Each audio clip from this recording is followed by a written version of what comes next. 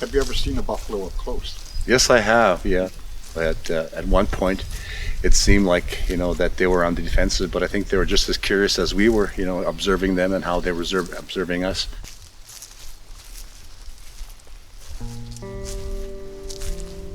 I often imagine what it was like in the 1800s, riding a horse with a herd of buffalo. It was like they surrounded them as we got close to them. All the little bison were in the middle, and the old guys are all around, like facing on the outside, looking on the outside, and the children were inside. So that same concept, I guess, as First Nations people, where we have our children in the middle and we protect them.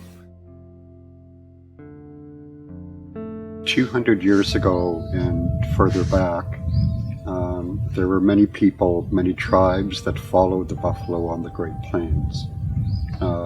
Mistawais Nêhiyawak, our ancestors, were some of those people that followed the buffalo. The buffalo provided many things. Of course, it fed us, gave us tools, gave us clothing, but it also taught us. It was a teacher. When the buffalo came to a point of extinction in the late 1800s, we lost that connection to the buffalo, our teacher.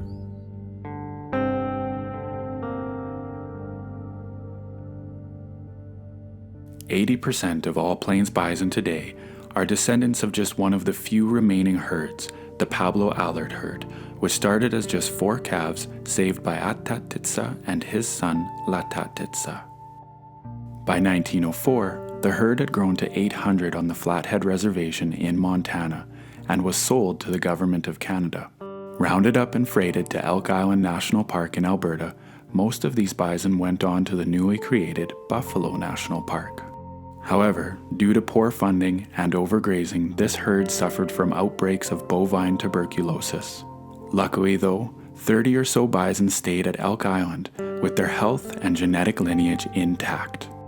Over the past century, Elk Island has transferred more than 2,500 bison to other conservation sites across the world.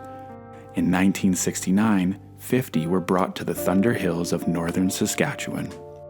It was hoped that they would become a local food source, but almost instantly, the herd scattered. A few months later, 15 of these bison migrated southwest from the Thunder Hills and settled in Prince Albert National Park. They became the first free-roaming herd of plains bison in Canada since the species' near extinction almost a century earlier. Today, this herd's survival hangs by a thread, and a coalition of First Nation communities, ranchers, Parks Canada, and the Canadian Parks and Wilderness Society have come together to ensure that it does.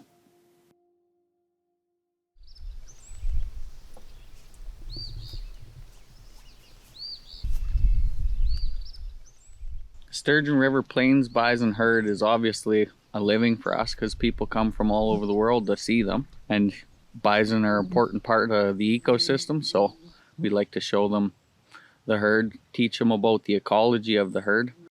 They're almost like friends at this point, and it's exciting every time you do see them because the people are excited and you never know what's going to happen. Definitely a unique thing to see in nature. Wild bison in their historic habitat, and they still treat you like they're wild. The Sturgeon River Plains Bison accidentally returned to the area where they are now in the southwest corner of Prince Albert National Park in 1969. I was 2 years old. I still remember that day when all of a sudden there was bison running around and everybody was excited and didn't know what was going on. The Sturgeon River Plains Bison herd is important for the survival and integrity of the species because they're one of the few wild, free-ranging plains bison herds still within their historic range. Plains bison, as a species, is known as a keystone species. So without bison, the ecosystem can't function as it's intended. Plains bison are currently listed as threatened by CPAws-sk, which is the Committee on the Status of Endangered Wildlife in Canada. Plains bison have been recommended for listing under the Federal Species at Risk Act since 2003 by Kosiwak. Yet they've never achieved listing by the minister, despite that recommendation being in place since then and being reinforced once since then. The reality is they're a threatened species in the wild. The bison have always been an integral part of our community. It's basically the cornerstone of our belief systems as Nêhiyawak people. It's our traditional way of survival, but today things have changed, differently. We shop more at Superstore and Safeway now than we did before in our own backyard. So that's one of the main reasons why we're so adamant that the buffalo herd at Sturgeon River has to be, saved for future generations to come. One of the greatest challenges is public awareness. At times, the herd was healthy, numbering over 400, and I think today many people still think the herd is healthy. It's not healthy. Back in 2008, we had approximately 400, and currently we have 100 bison. The herd is exposed to all natural stressors, such as disease, like anthrax, and predation by wolves and bears. The greatest challenges today are our own people. They're overhunting the traditional territories of the bison. And I would suspect from some of the farmers, obviously bison can do a lot of damage in a very short period of time when it comes to crops. So when they come out of the park and cross the river into the farmland, the farmers obviously sometimes retaliate.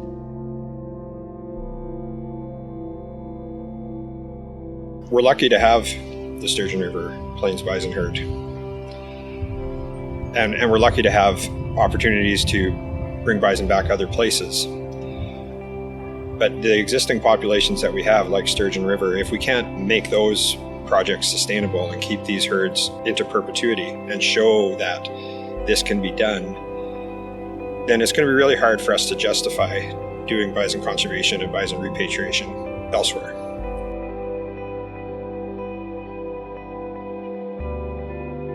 Prince Albert National Park have put up some diversion fences at river crossings still within the park boundary to help reduce the amount of time that bison spend outside of the park, which also helps with the amount of bison being harvested and the amount of damage that bison cause on private land. We've also put fire back on the landscape, which helps restore grassland areas and increases sedge meadows, giving more habitat for bison.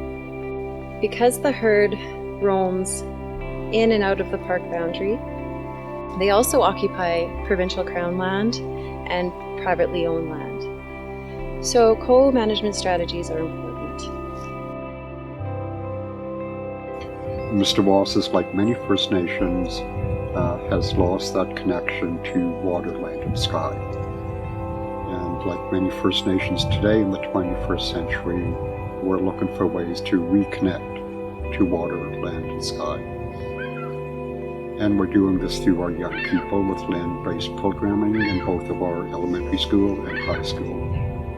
Also, in the 21st century, with the Sturgeon River herd, we're looking for ways to reconnect with brother buffalo. Since we've become involved, our young people have taken, a firm stance, I guess, with respect to understanding, the culture and behavior of the bison and how it relates to us as Nêhiyawak people. Over the past 2 years, we've seen some sustained growth, and I think it's basically been as a result of us as First Nations becoming more involved in the herd there and ensuring their longevity. So it's important for Mistawais to take that lead in educating our neighbors about the importance of maintaining the survival of the herd at Sturgeon River. We want our young people to be the ones to learn the landscape that the buffalo call home and learn about the nature of the creature. I think one of the greatest successes is when our young people visited and sat with individual landowners outside the park.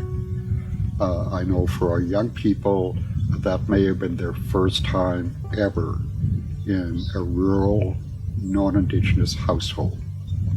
And maybe for those landowners, it may be the first time that they had young First Nation people sitting at their kitchen table, sharing coffee, sharing stories. And for me, that's real reconciliation. And hopefully, because it's our young people and maybe the older landowners, we can continue to find ways to work together on other matters as well, in addition to the herd. No one individual, not one community, not one organization or level of government is going to have the answer. Collectively, we'll find the answers to ensure the herd continues. Parks Canada hopes that the Sturgeon River herd rebounds to a healthy population number, becomes more genetically diverse, and can remain in the area so that future generations can come and experience this unique herd. The government needs to kind of recognize too the importance of the herd to make them species at risk, to identify them as wildlife. I don't see that we can have reconciliation without reconciling our relationship with bison as well. They're keystone, not just ecologically to their landscape, but they're keystone species culturally. They're a keystone species for the conservation movement. They just represent so much. It gives you, a comforting feeling that these ancestral beings, have maintained our culture and lifetime for centuries on end, and will continue, to support, the endeavors of us to maintain that herd well into, our next generations. And hopefully the legacies that we want to leave behind is the ability of our children to understand and nurture the understanding of our Nêhiyawak ways, so that they too can in turn can provide that same experience to their children as our community grows and develops and prospers moving forward. I hope for my time comes that we have a herd on Mistawais lands, so that others can be beside the buffalo, just feel the presence of these beautiful creatures.